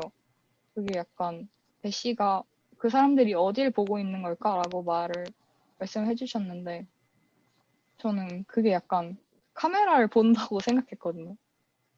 그러니까 약간 사진 찍는 사람들처럼 진짜로 카메라를 이렇게 가족 사진 이런 거 찍듯이 증명사진 이런 거 찍듯이 보고 있는데 어떻게 보여질지도 당연히 알고 있고 그걸 자각하고 있는 사람들이고 그러면서 약간 뭔가 자기가 결정권을 갖는 것 같은 그런 느낌이 확실히 나더라고요. 그 대문 밖에서부터 이렇게 스르륵 접근해 갈 때 되게 이 안으로 들어오는 게 무엇일지 들어올지 말지는 우리가 정해. 약간 딱 이런 느낌으로 받아들여져서 약간 팔짱 끼고 있는 느낌.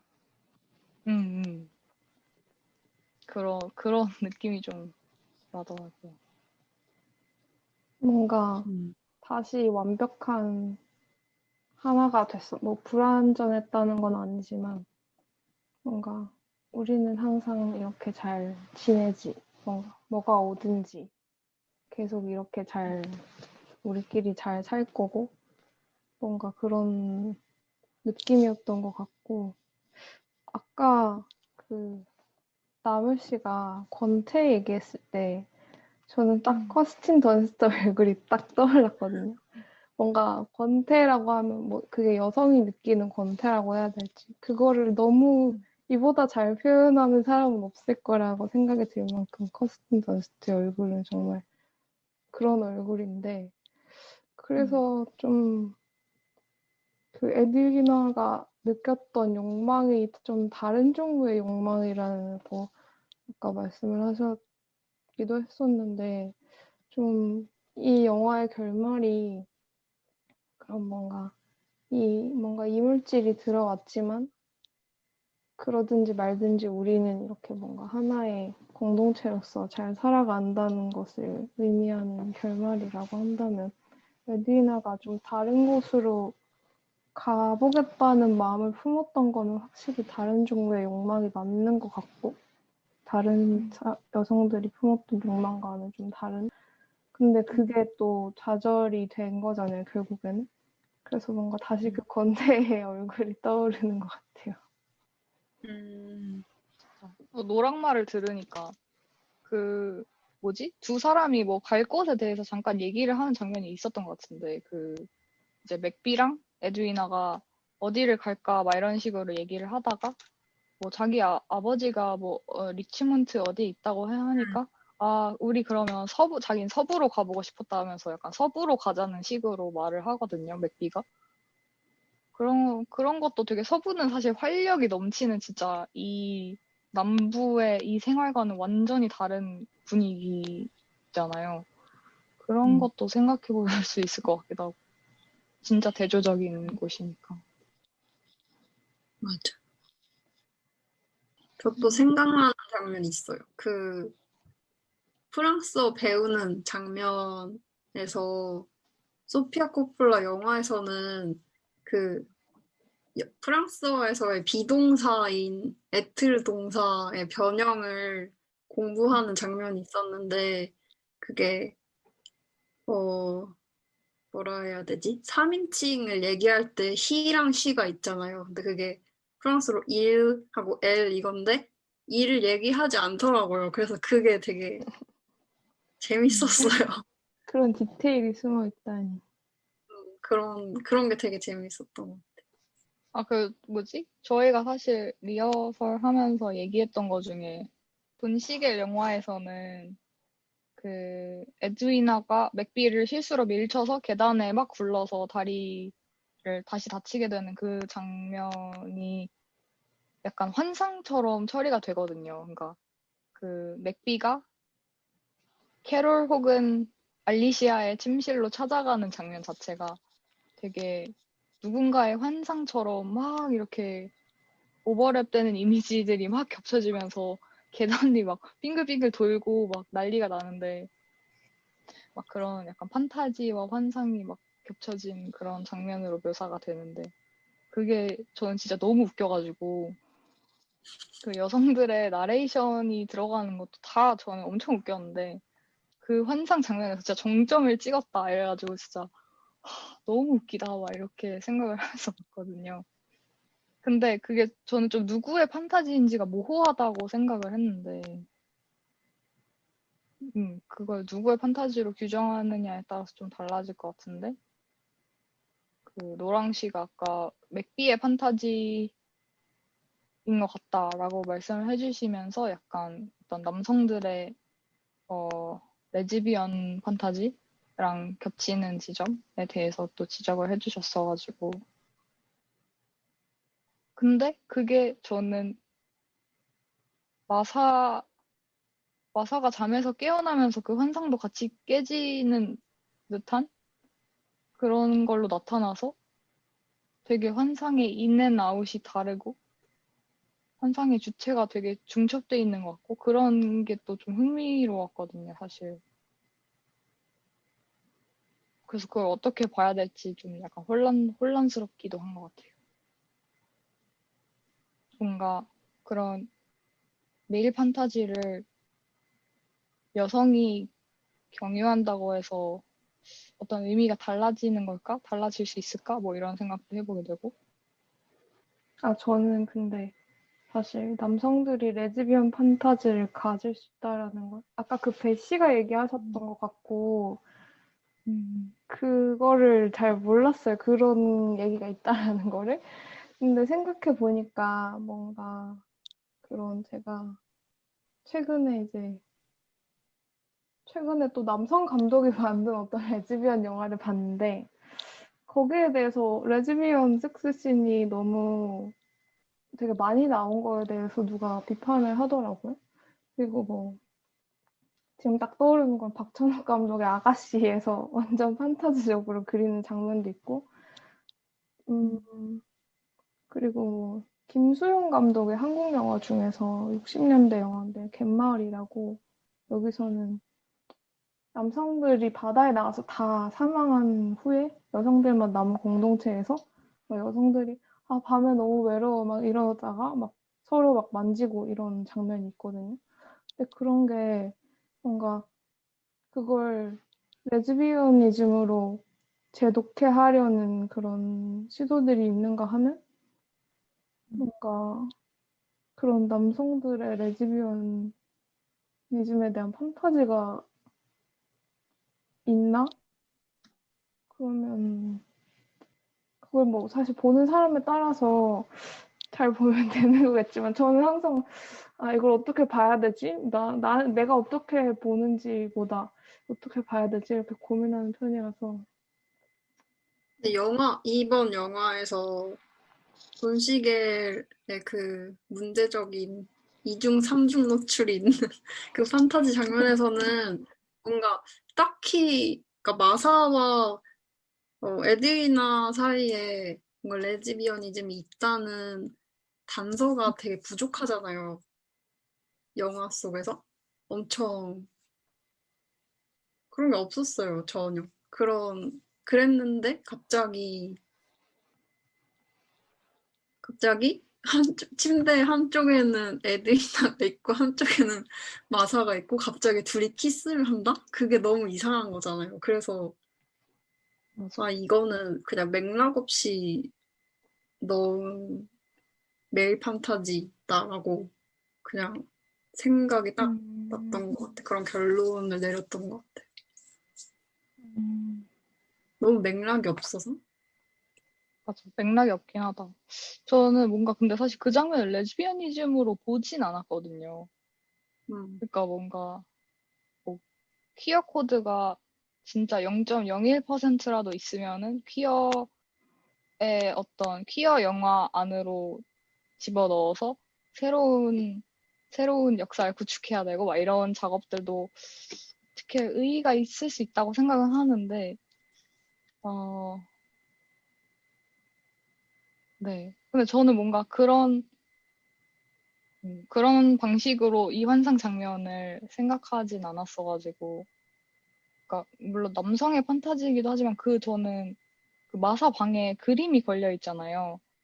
그게 무슨 약간 피에타 같기도 하고 무슨 그림인지 정확히 잘 모르겠는데 어떤 남성이 막 이렇게 쓰러져 있고 약간 나신으로 쓰러져 있고 그걸 두 명의 여성이 약간 부축해주면서 이렇게 뭐라고 해야 되지?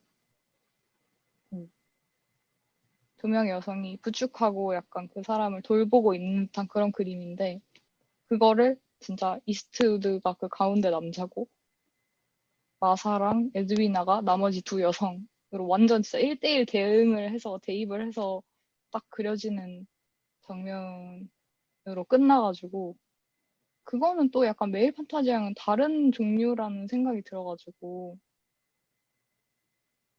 음.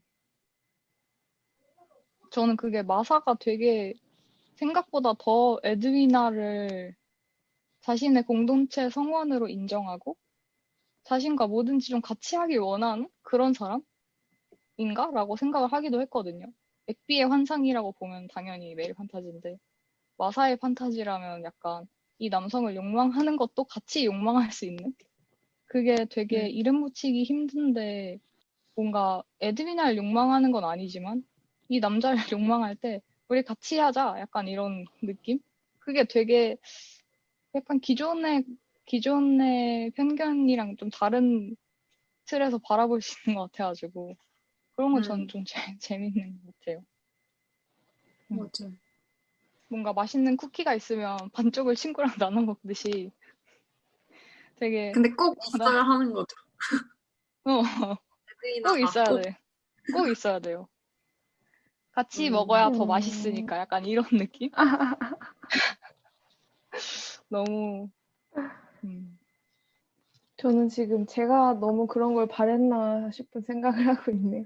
제가 요즘에 뭔가 그 성비 불균형, 그러니까 여초 집단의 남성이 들어갔을 때 뭔가 그런 계속 갯마을을 저는 되게 재밌게 봤거든요. 진짜 그 바닷가 마을의 특유의 분위기, 어떤 공간의 개방감 같은 게 것과 그 여성 공동체가 주는 뭔가 형님 동생 하면서 서로의 몸을 만지기도 하면서 뭔가 그런 분위기가 너무 좋았어가지고 근데 이제 매혹당한 사람들은 너무 그런 게 아니어가지고 사실 제가 보자고 해놓고 그럴 수 있죠.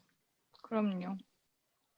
저는 사실 처음에 봤을 때 외국당한 사람들을 2017년 버전을 너무 좋았어서 막 진짜 그날 아트하우스 모모에서 본 것도 기억을 하고 아트하우스 모모에서 나와서 버스 타고 집에 와서 내렸는데 진짜 너무 기분이 계속 좋은 상태 있잖아요. 뭔가 만족스럽다 막 이래서 그 행복의 게이지가 계속 차 있는 머리 위에 차 있는 그런 상태가 지속됐던 느낌이 되게 남아 있어서 다시 봐도 너무 좋겠지 막 이러면서 흔쾌히 이번에 뭐 매국당 사람들 하자 이랬을 때 막 너무 좋다고 생각을 하고 다시 봤었는데 사실 그때만큼의 감흥은 아니었어서 그런 거에 대한 좀 고민도 있어요. 계속 내가 왜 그때만큼 좋지가 않지? 사실 그 코폴라 사랑도 통역이 되나요? 그것도 제가 방송을 했었고 그 영화는 지금까지도 너무 좋아하고 이래서 당연히 엄청 좋아해야 된다고 강박을 가지고 있었는데 이번에 약간 그게 좀 깨져가지고 좀 고민스럽기도 하고 그렇네요. 갑자기 노랑이 별로 안 좋았다고 하니까 저도 급 고백을 해봤어요. 코폴라 영화가 저는 상대적으로는 더 좋았어요. 음, 저도요. 아까 얘기를 약간 하다 만 부분이 있었던 것 같은데, 그, 돈 시겔 영화에서, 그러니까 이 영화가 되게 남성들의 판타지를 보여주고, 그리고 이제 여성들의 뭔가 욕망하는 모습이 나오긴 하지만, 그게 결국엔 남성들의 욕망의 모습이고, 그리고 주인공도 클린트 이스트우드라서 또 그 중심으로 볼 수밖에 없게 되는 부분이 있는데, 또 그걸 보는 사람이 다 똑같이 보는 건 아니잖아요. 그리고 저는 현재를 살고 있는 여성이어서 그런지 몰라도 그냥 클린트 이스트우드인 건 알겠는데 그렇다고 해서 그에게 완전히 그 중심으로 보지는 않고 뭔가 제가 인상 깊었던 거는 이제 이 영화는 외부 세계가 많이 중요하게 등장을 하니까 초반부도 사실 초반부가 그러니까 도입부가 실제 사진 같은 전쟁 사진 같은 것들로 채워지고 그 다음에 이제 버섯을 따는 에이미가 등장을 하게 되는데 그 사진들에 여성들이 당연히 없고 그리고 그게 남성들의 세계라는 것을 그 이제 장면이 넘어오면서 이제 여성들이 많아지는 그 이야기가 시작되면서 좀 그거에 대해서 전쟁과 어떤 남성, 여성의 전쟁 상황에서 공간적인 분리에 대해서 다시 한번 하게 되는 부분이 있었고, 그리고 이제 돈시겔 영화에서 제가 느꼈던 거는 사실 그 남성의 판타지나 공포나 매혹보다도 그 여성들이 전쟁 상황에서 외부 세계에 대해서 느끼게 되는 공포? 근데 거기에 뭔가 바깥 세계에 대한 호기심 같은 것이 조금 있을 수도 있겠다는 생각이 드는데 되게 궁금해하는 모습도 있고 또 외부인이 들어왔을 때 정말 좀 뭔가 활기가 차는 모습도 있으니까. 근데 그게 되게 큰 공포라는 생각이 들거든요.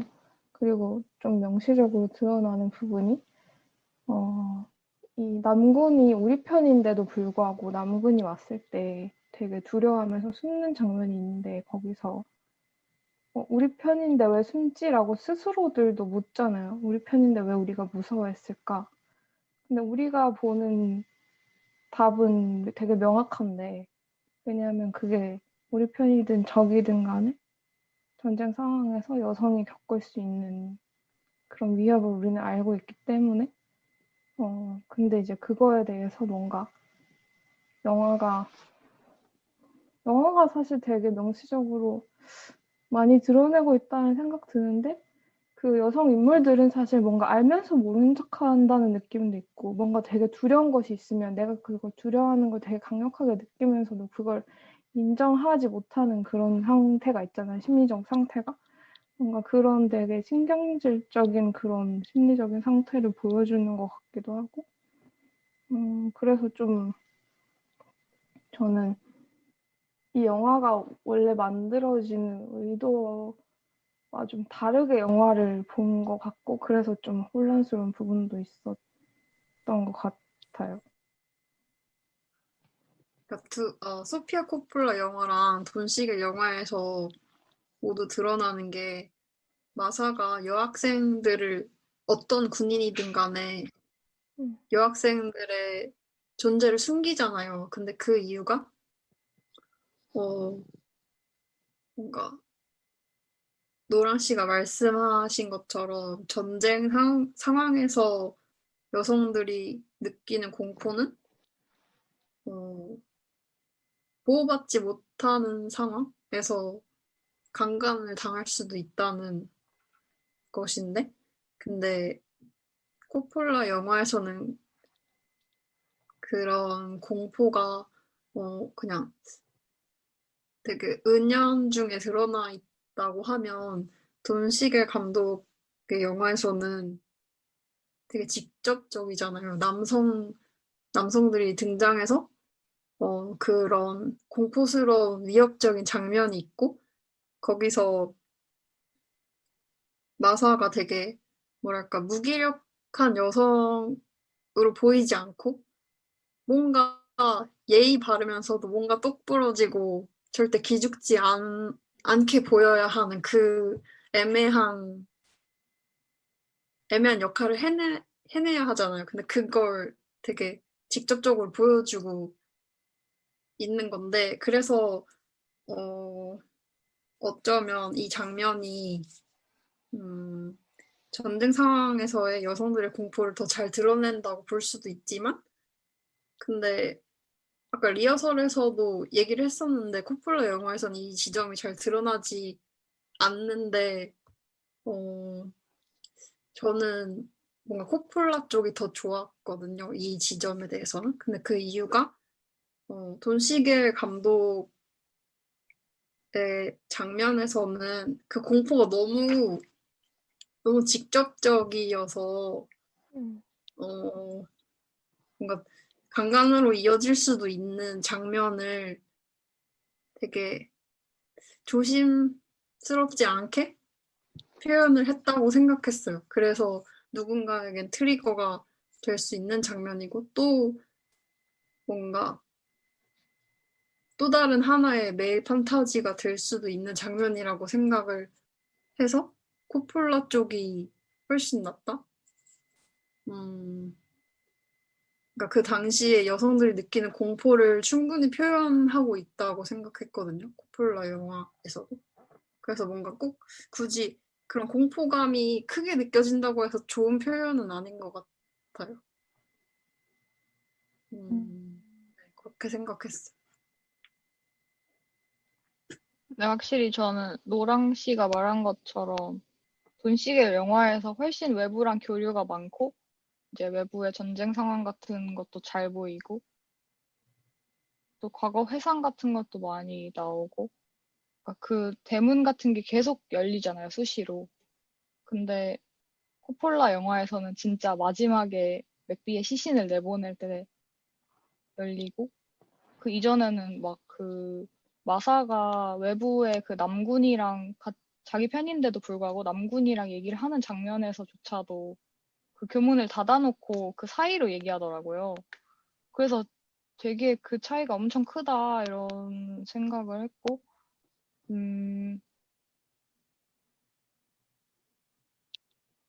그래서 저도 좀 생각 정리가 안 되긴 하는데, 전 사실 그 여성들이 막 전쟁에서 진짜 뭐 박탈당할지도 모른다는 공포 같은 걸 정말 느꼈나? 코폴라 영화에서는 정말 느꼈나? 약간 이렇게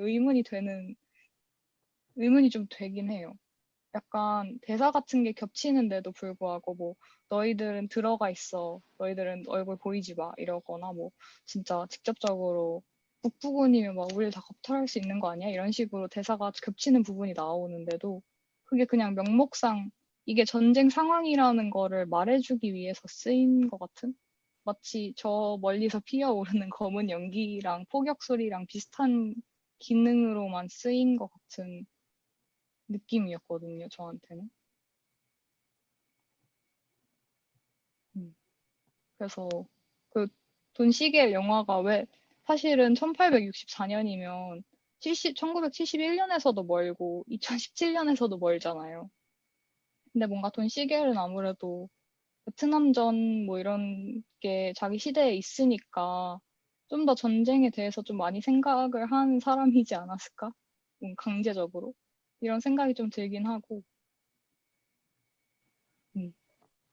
반면에 코폴라 같은 경우는 좀 뭐 계급적으로도 그렇고 자기 개인적으로도 그렇고 그냥 전쟁이라는 거에서 되게 멀리 떨어져 있는 사람이라는 생각이 계속 드는 것 같아요. 전쟁과 여성이라고 했을 때 코폴라에 매혹당한 사람들을 떠올리긴 힘든 것 같아요. 확실히 저한테는. 근데 직접적으로 그렇게 표현을 하는 게 꼭 좋은 방식은 아니죠. 그냥. 근데 그것도 저는 약간 시대에 영향이 있는 것 같아가지고 그러니까 돈시겔의 시대 자체가 좀 그런 직설법을 선호한다고 해야 되나? 그렇지 않았을까라는 생각이 좀 들긴 해요. 막 이때 70년대 이런 영화들 보면 막 카메라 워크가 엄청 막 확확 바뀌고 진짜 좀 우스꽝스러울 정도로 그런 장면들이 많다고 생각하면 갑자기 줌 당기고 막 그런 거 있잖아요. 무슨 물체가 있으면 여기에 집중하세요를 표시하기 위해서 엄청 줌을 갑자기 확 당겨서 이걸 보세요. 약간 이런 식으로 말한다든지 막 그런 식의 직설법들이 그 시대 유행이었나 싶기도 하고 그런 느낌이 좀 있어요.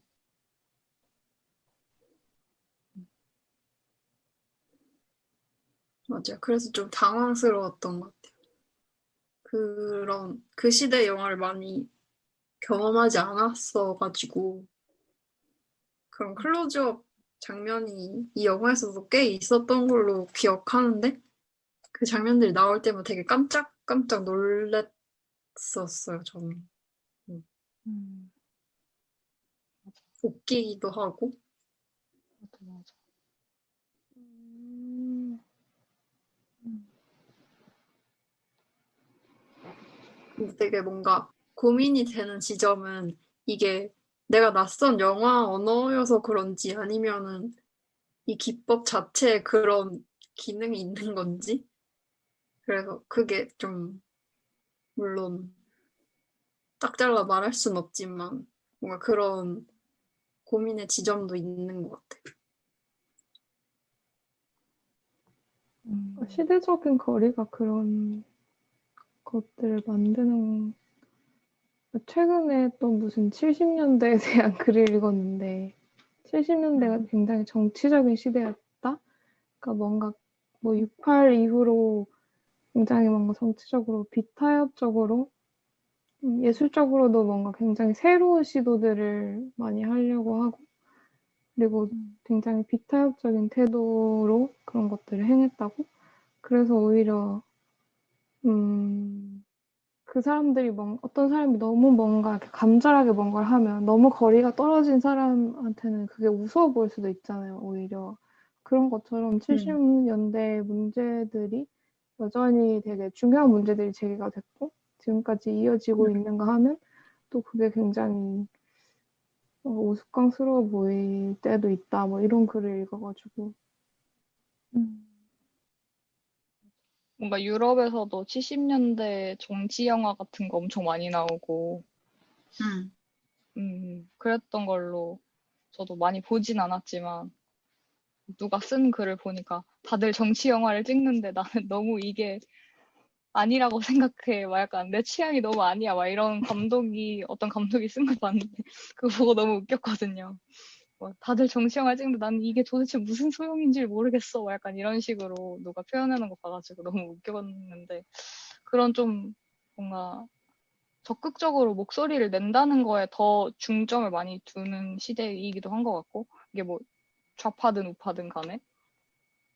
그리고 뭐 제가 좀 궁금해가지고 이 영화를 보고 좀 더 궁금해져서 봤는데, 딱 그 60년대 후반, 70년대 초반 이럴 때가 여성운동 진짜 활발하던 시기여가지고, 되게 뭐 피임약도 처음 나왔고, 그런 것 때문에 뭔가 되게 성적으로도 더 해방되는 거를 더 많이 얘기하고, 그게 뭔가 요즘 백래시 뭐 이런 거랑도 연결될 수 있을 것 같은데, 아무튼 그런 분위기도 했고, 그래서 약간 최근에 그런 거에 다시 비판적인 거리를 두면서 그때 우리가 뭐 여성 해방이라고 이룬 게 과연 뭐였는가 뭐 이런 글도 보고 이랬는데, 그때는 확실히 뭔가 더 보여주고 개방하고 뭔가 금기시 되는 걸 깨트리고 막 그런 걸 더 좋아하던 시기였던 것 같아요. 이 영화에서도 되게 그런 직접적인. 아까 리허설 할 때 또 말씀해 주셨던 것 중에 그 이전 시대에는 할리우드에서 좀 성적인 표현이 많이 제한되고 좀 미묘하게 표현되어야만 했었는데 이 시대가 좀 그게 풀리는 시기라서 이제 뭐 되게 다양한 것들을 하고 또 뭔가 이런 것도 할 수 있어, 저런 것도 할 수 있어 이렇게 좀 했던 시기라고 그렇게 말씀해 주셨고 그래서 우리가 얘기를 하지는 않았던 것 같은데 그 마사 선생님은 자꾸 오빠 얘기를 하잖아요. 그 마다 선생님의 사라진 오빠? 근데 그게 근친상간 관계였다고.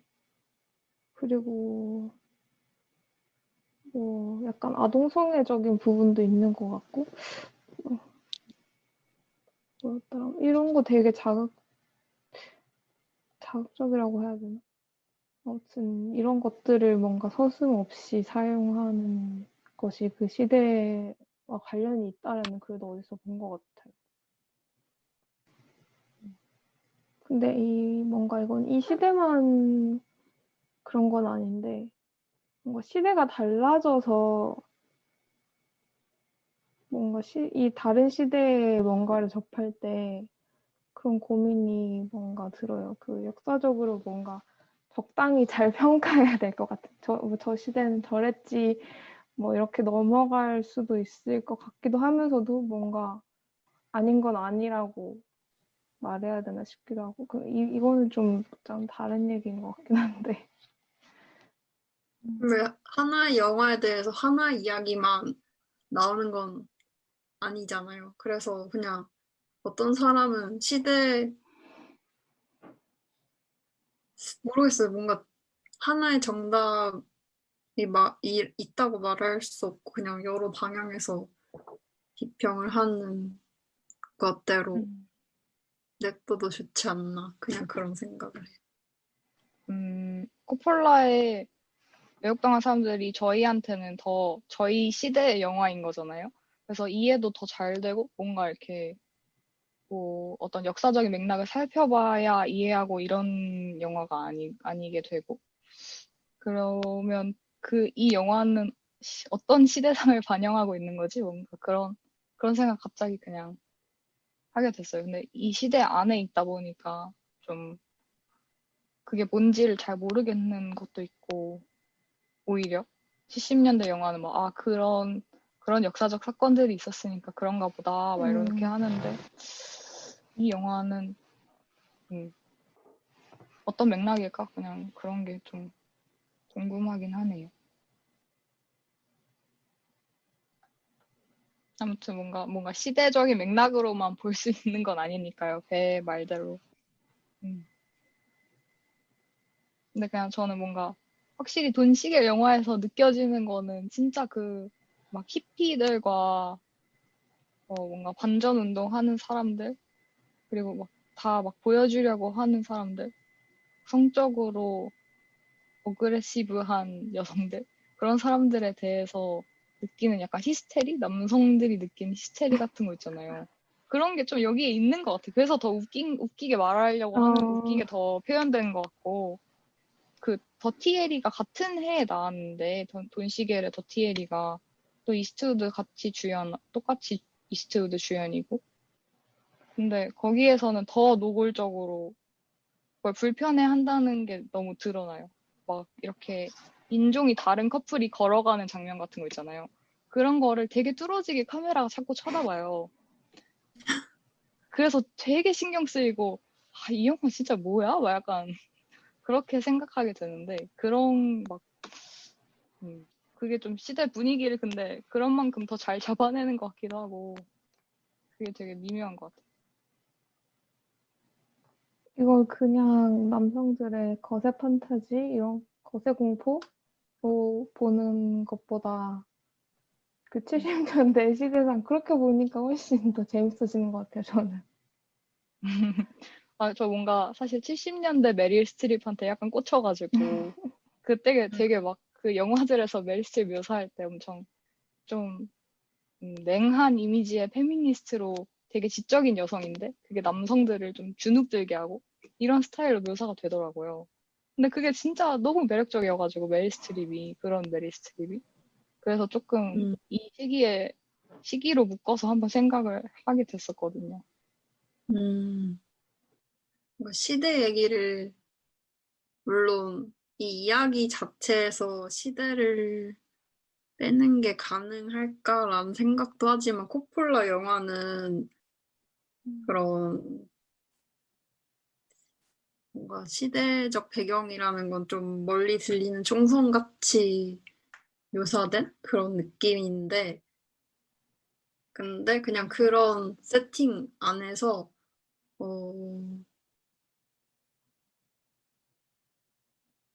볼 수 있는 것들 있잖아요. 그런 캐릭터, 그 여성 캐릭터들을 뭔가 좀 더 확대해서 볼 때 좋은 것들이 있고 보이는 것들이 있는데, 돈 시겔 감독의 영화에서는 물론 나물 씨가 말하는 그런 70년대적인 영향? 그리고 뭐 여러 재미있는 요소들이 있었잖아요. 근데 그럼에도 불구하고 저는 이런 점이 재미있네라고 느꼈지만 이 영화가 좋다라는 생각은 안 했거든요. 물론 이건 정말 개인적인 감상이지만 저희 방송은 그런 개인적인 감상을 얘기하는 방송이기 때문에 네, 저는 영화 쪽이 더 좋았어요.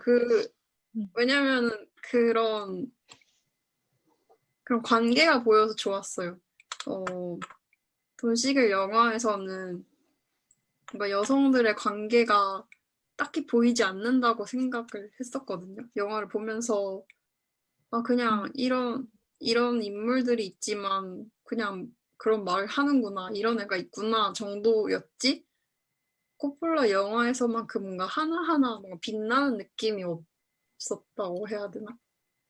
하나하나 비추는 느낌? 그런 게 없었고, 물론 배우 캐스팅 때문일 수도 있지만. 근데 아무튼, 코폴라 영화에서만 볼 수 있는 그런 관계가 좋았어요. 되게 놀이하는 것 같고, 막 속닥거리는 소리가 들려오고, 뭐 되게 다들 들떠 있거나 즐거워하고 그런 것들? 그런 게 좋았거든요. 제가 좋아하는 장면이, 처음으로 존이랑 저녁 식사를 하는 장면인데 다들 엄청 신나 있는 거예요. 다들 막 낄낄대고 다들 한껏 꾸민 모습이고 뭔가 남부에서 전쟁 중에 절대 입을 수 없을 것 같은 옷차림을 하고 있고, 근데 그런 게 뭐 물론 현실과 다를 수도 있지만 아무튼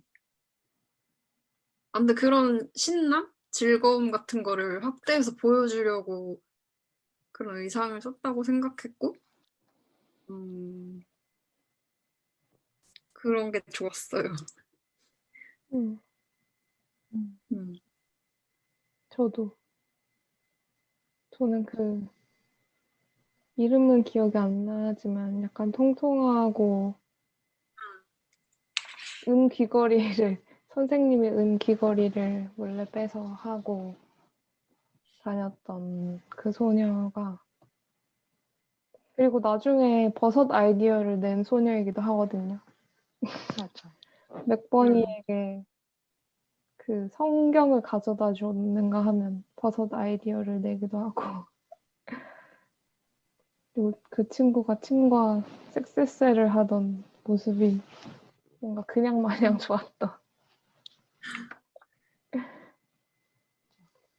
이게 저는 사실 버섯에 또 엄청 꽂혀가지고 뭔가 폴 토마스 앤더슨 영화에도 버섯이 나오는 영화가 있었는데 아무튼 그 영화도 생각이 나. 팬텀스레드? 맞아요. 팬텀 스레드. 그중 약간 버섯의 쓰임이 약간 다르기도 하지만 아무튼 뭔가 그런 죽음의 여러 가지 방식이 있잖아요. 근데 뭔가 총으로 죽을 수도 있고 뭐 이렇게 목 매달아 죽을 수도 있고, 그런 인물들도 토의를 하지만 이 남자를 어떻게 할 것인가 이런 식으로 토의를 하지만 그런 여러 가지 진짜 사람을 죽일 수 있는 그런 방식이 있는데 그 중에 약간 독살이랄까? 그 음식을 먹혀서 죽이는 거는 되게 좀 오묘한 느낌이 있는 것 같아요.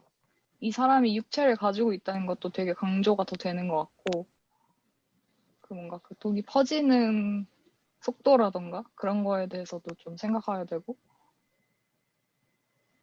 저한테는 좀 독버섯은 훌륭한 도구다. 이런 결론을 내게 되는. 이거 그냥 진짜 아무 말인데 그런 버섯은 없다고 하더라고요. 그러니까 먹자마자 즉사하는 버섯은 세상에 존재하지 않는데요. 오, 그래서 되게 그렇구나. 그건 그럼 영화적인 천천히 거였구나. 죽는 버섯은 있다는 거죠? 그쵸, 그쵸. 천천히. 뭔가 독버섯이 약간 위험하지만 매혹적인 것의 상징이어서 예쁠수록 맞아, 독이 있다고 하잖아요. 맞아. 맞아요. 그리고 버섯, 버섯을 따는 이유가 먹으려고 따는 거잖아요. 맞아. 근데 이게 식용버섯과 독버섯의 차이를 애매하게 둬서, 그러니까 그 차이를 알고 있을지라도 나는 몰랐다라고 발뺌을 할 수 있는 여지가 있기 때문에 맞아. 맞아. 그런 너무, 살인이라는 건 사고로 바뀔 수 있고 그런 애매모호한 그 지점을 이용하는 게 전 너무 좋았어요. 절대 이 사람을 독살하자 이런 말 절대 하지 않고 맞아. 멋진 만찬을 준비하자. 특별한 버섯 요리 준비하자. 이 말로 대체가 돼요. 근데 그 의미는 모두 공유하고 있잖아요. 그래서 그게 되게 재밌었던 거. 맞아. 약간 그 손님을 접대하면서 음, 동시에 되게 우아하게 웃으면서 죽이는 그 음, 기술이. 맞아. 그리고 되게 흥미롭게 봤던 게 그 조니 버섯을 먹고 소피아 코폴라 감독의 영화에서는 쓰러진 걸 확인한 다음에 그 구성원들이 손을 잡잖아요. 손을 잡는 모습을 일부러 더 보여주기도 하고 그래서 뭔가 그런 돈독함을 느끼는 그런 느낌이었는데 돈 시겔 영화에서는 마사가 되게 무섭게 보이는 거예요. 그러니까 독살을 하고 나서 되게 침착한 마사? 뭔가 아무 일도 없었던 것처럼 행동하는 마사를 더 집중해서 보여줬던 것 같아요. 그래서 그게 뭘까? 그런 생각을 했어요. 마사에 집중을 하는군. 이런 생각을 했어요. 좀 그 장면 약간 호러 영화 같았어요. 저한테는. 혹시 뭐 마지막으로 그러면 꼭 얘기하고 싶다 하는 게 있을까요? 에이미와 그 거북이 친구를 얘기를 안 해가지고 그냥 뭔가 존경의 의미로 언급을 하고 그 에이미가 맥비를 죽은 사람이고 에이미가 맥비를 죽은 이유는 사실 어떻게 보면 반려동물을 키우거나 다친 새를 구조하는 거랑 비슷한 행위였을 수도 있겠다는 생각을 하거든요. 전 그러니까 같은 레벨에 있다는 게 좋았어요. 돈 시겔 영화에서도 그렇고, 코폴라 영화에서도 그렇고, 그 맥비라는 존재가 거북이와 그렇게 다른 레벨에 있지 않다. 그런 게 좀 좋았던 것 같아요. 음.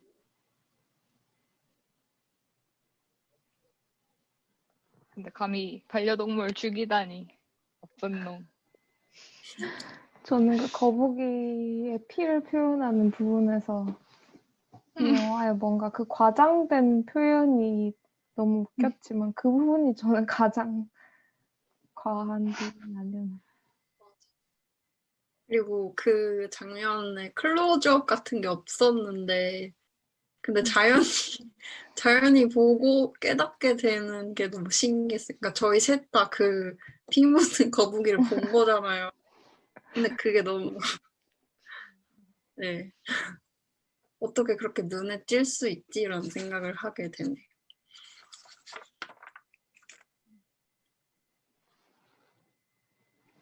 그럼 마무리하면 될까요? 네. 짧게 뭐 소감 같은 거 얘기해 볼까요? 저는 사실 제가 이 영화 보자고 해놓고 영화를 보고 나서 좀 별로 흥미를 못 느꼈던 것 같아요. 좀 집중해서 못 봤거든요. 그래서 무슨 얘기를 해야 되지? 난 하고 싶은 얘기가 별로 없는데? 라는 마음으로 임했는데 근데 또 여러분들이 너무 진지하게 또 많은 얘기들을 해주시고 저도 하면서 생각 정리가 많이 돼서 뭐 항상 이런 패턴이 되는 것 같네요, 소감은. 음, 저는 일단 소피아 코폴라 감독의 필모를 다 훑고 싶다는 생각을 하고 있어가지고 이 영화를 하게 돼서 되게 좋았고 코폴라 감독의 영화를 먼저 봤는데 그걸 먼저 보니까 돈시게 감독의 영화가 너무 뭔가 뭐 재미있지만 저는 마음이 이미 코폴라 쪽으로 기울어져 있어서 되게 보기 힘든 거예요. 그래서 되게 자꾸 비교하면서 보게 됐던 것 같아요. 근데 녹음에서는 되게 두 영화의 뭔가 아쉬운 점, 매력적인 점을 골고루 얘기할 수 있어서 좋았어요. 저는 뭔가 저희가 다시 보기로 해서 보통은 한 영화에서 인상 깊었던 장면들 위주로 얘기하고 이런 식으로 했는데 오늘은 좀 약간 구성을 바꿔서 해본 것 같아서 그런 점이 또 오히려 얘기가 좀 더 잘 돌아가게 만드는 그런 것도 있는 것 같고 그래서 좀 더 재밌었던 것 같아요. 사실 저는 두 영화를 다 재밌게 봐서 아직은 두 영화에 대한 애정이 약간 더 있고 그래서 제가 제일 재밌게 오늘 시간을 보낸 것 같은데 네. 두 분의 재밌는 얘기들 많이 저도 들어서 너무 재밌었어요. 좋네요.